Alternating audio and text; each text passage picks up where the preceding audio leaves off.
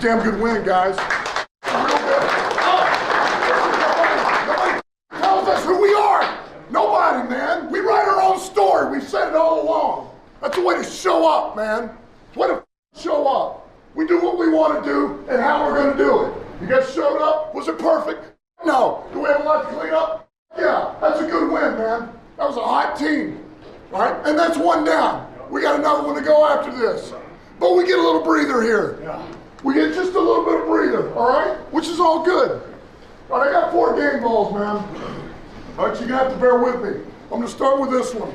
All right, this guy just had the NFL record for most receptions through the first 5 seasons of 511. All right, and today, he had 6 catches for 92 yards, and the freaking guy just lays it on the line every time, man. You're a stud, St. Brown. Guys, keep going, keep winning. This guy, we told him, it was going to be on him. This offensive performance was going to start with him, man. You were going to light the fire, and then we were going to roll on, man. All right, 25 and 34, 399 yards, 1 touchdown, 100.11 rating, quarterback rating, Jared Goff. Keep it rolling, fellas. Belief is a crazy thing. Keep believing. We're on our way, all right? That's right. Defensively, 3 sacks, 3 total tackles, in a big way.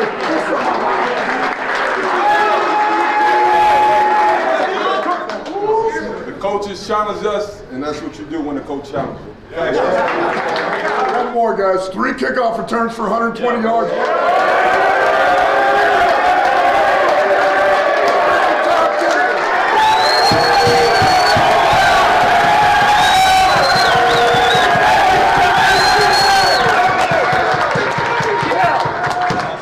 Appreciate you guys. Takes all 11 every play. Let's keep it going. Defense, that was 3 takeaways. Turned to 14 points and us taking a knee after the last one for victory. That's the way to go. All right? Break it down. Let's go. Hey, good win, fellas. Real quick.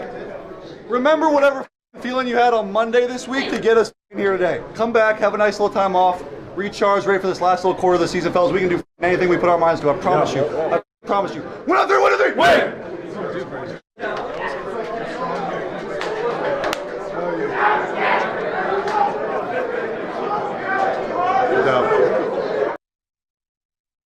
Yeah, it's a complete team win. They can't, it's like we need one person to. I have 2 takeaways from that.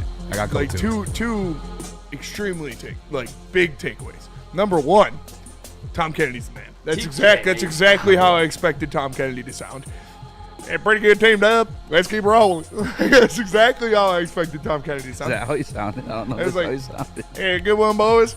Pretty good, Dub. I don't think he sounds like that. No? That's what it sounded like to me. You didn't have a little country twang? You didn't hear the country twang? Really? Yeah, he did a post-game presser. Oh, maybe I just imagined it. But that's how he sounded in my head. He talks country when he gets nervous. Yeah, and then number 2, Jared Goff. Jared Goff, did you hear what he said at the end? What? Remember that feeling you guys felt on Monday to get us here? That's us. That's on me. I don't believe in you, Lions. You're failures. Shame. Shame. Over. It's over. So we have to keep being negative. That's what they feed off of it. You guys suck. Jared Goff, baby hands. Tom Kennedy getting a game ball is fucking awesome. That's a guy. Your wife's not even that year hot. in, year out, busts his ass, shows out in training camp, whether it be special teams, whether it be on the field, 11 on 11. But at the end of the day, the shitty part about it is like he's not making the team. Yeah. No matter how well he performs, no matter how much he can perform, even given the moments he was given last week against the Packers, like he showed out. 40 yards in place of Amon-Ra St. Brown. Finally gets a cut because of injuries. Yeah. Making an impact, got in the fucking game ball. That's why that place erupted. Yeah, it's fucking You know he could do it. You know he could do it. He just, for whatever reason, whether it's due because of contracts and you can't put certain guys on the practice squad because they'll get poached because they're young and whatnot. He just doesn't get that extra opportunity. And when he called up, man, every single time. Makes plays. Every single time, man. And I love Gale Salyers, but I want Tom Kennedy returning those kicks. He's elite. He is. He's fucking great. Averaged 40 yards per return. Sideless, shout out Burn in the super chat. Got another 2 after that. Bro, we might actually need to sign Tom Kennedy, dude. I mean, We have him. I think he should be here. The for Detroit rest of Lions the don't look at this as a 53-man roster. Look at it as a 69-man roster. Nice. Because they got the practice squad. They got the veteran squad, they call it. Kenny Powers in there with the super chases. Halftime parlay that hit. All were plus money. St. Brown 70 receiving yards, Waymo 50, Tesla 15, Gibbs 70, and Monty 60 rushing yards. Odds were plus 42.93. Nice hit, dude. Holy Way to share, bud. Nice. Why don't you hit. send me that link, dude? Share the bat slip. Nice hit. That's fucking awesome. I ended up going positive $125 Hype. because it was a $50 bonus bet, so that doesn't count. Yeah. And then I put $25 on Kenny Clark to record a sack. Didn't happen. But then I put $75 on the over. Alternate 62.5. Nice So, hit. yeah. Fucking locker room eruption for TK was awesome. Yeah, that's Chris. Can Deserved you every bit send of me it. that, like, wherever you found that file, can you send that to me in Slack? Yeah. Is it in downloads or something? Yeah, it's in dollars. Yeah, send that to me in Slack, please, because I'm gonna frame Tom Kennedy's face when that locker room popped. He deserves that, man. Yeah. I kind of want to watch too. Yeah. Yeah, man. That guy just fucking his Yeah, can you determination. play it again? Dude, last week Yeah. actually, if you wanna guys play it if you again? want to go back, last week after the game he had, and obviously we lost still, but great performance again Mm-hmm. for a guy some people don't expect that out of. I think we've been paying attention to lines long enough that like you kind of had that expectation. Yeah, when he gets in there. performs when he's here. The way he was talking, man, was like, and you got to keep that internal like motivation, but like he was gonna take some fucking jobs, and he had to stop himself from it too. Like I want to be respectful to my teammates Khalif and Amon-Ra St. Brown, because like, I got a job to do. I know I'm capable of doing it. He's got that Kobe mentality, man. That's what I'm saying. That's why this team doesn't lose these games back to back like that. They're petty kings, man. You lose, they that fucks them up, and especially this week too. Again, you heard Al-Queen. Hey, I was called out by the coaches. Coaches called us out, and they showed up, performed, man. I fucking love this team because of that. And the dream is still alive, ladies and gentlemen. The Detroit Lions are still in the playoff hunt. The dream is not over. That's why I could not fucking think about anything else yesterday other than this goddamn game. Because our playoff livelihood was on the goddamn line, and they showed up. They showed up against one of the hottest teams in the NFL. This Cowboys team beat the Eagles, who won the Super Bowl. They beat the Chiefs, who played in that Super Bowl. And then they came here to face the team with the best record last year, the Detroit Lions. Second best record. Forgot the Chiefs went almost undefeated. And we whooped them. We stomped them out. Fuck that. Because our playoff lights were on the line, man. This Dan Campbell also fucking just excellent coached game by him too. Yeah, No, we didn't need a fucking fourth down call. Everything was lead. Even the pass to seal the deal. The final game, and guess to who? Amon-Ra St. Brown. That's again one more time. Complete team game. You know how Panay does. Panay has his own little game ball in his videos. Dub. Because everybody contributed, but the guy for me, again, Amon-Ra St. Brown, just his presence and availability in that game, it was Kobe-esque. He's Kobe and cleats, man. I think that gave this team the extra juice they needed to get this one out.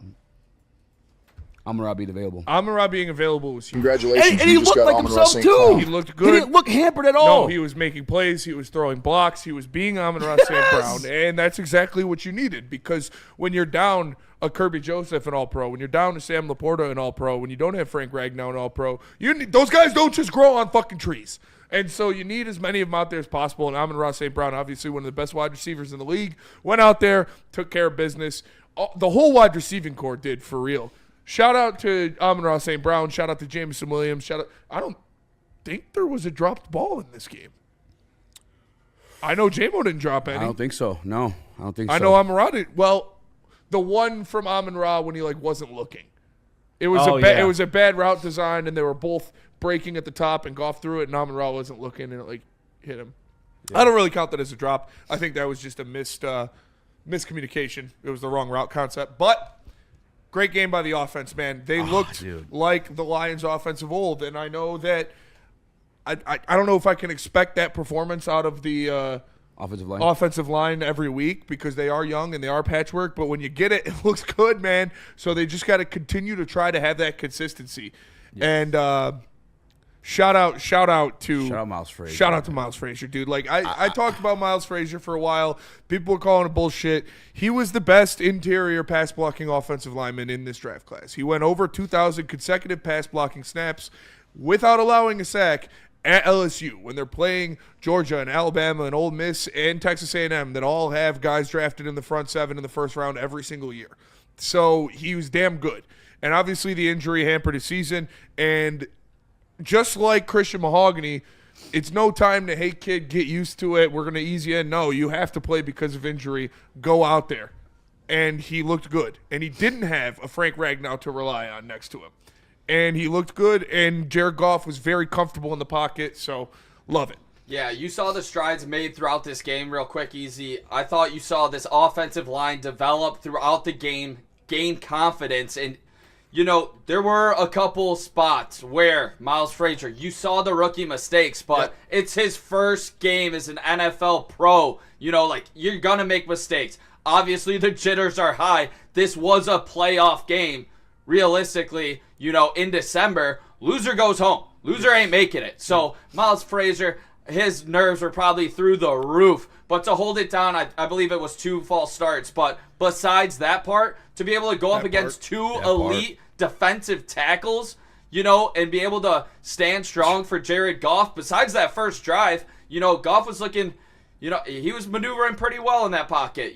Besides that first drive when he got hit a couple times, took the sack.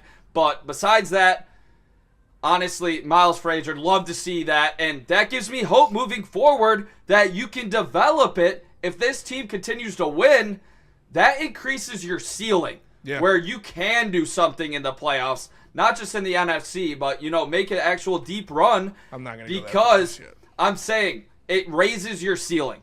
It does. In-house this season, Miles Frazier being a quality, guard for this team could make a difference in winning or losing a playoff game. Even in the future, too. You look at that interior line. There's a question right now. No, you know what's going to be. Well, I think moving forward next year, you're going to look at our guy Tate in that center. You have Miles and Mahogany to be our outside guards. There's your solution. Now get a left tackle. Yeah, that was the plan, I think, going forward. And that's obviously the injuries kind of derailed it, and it was never going to be that this year.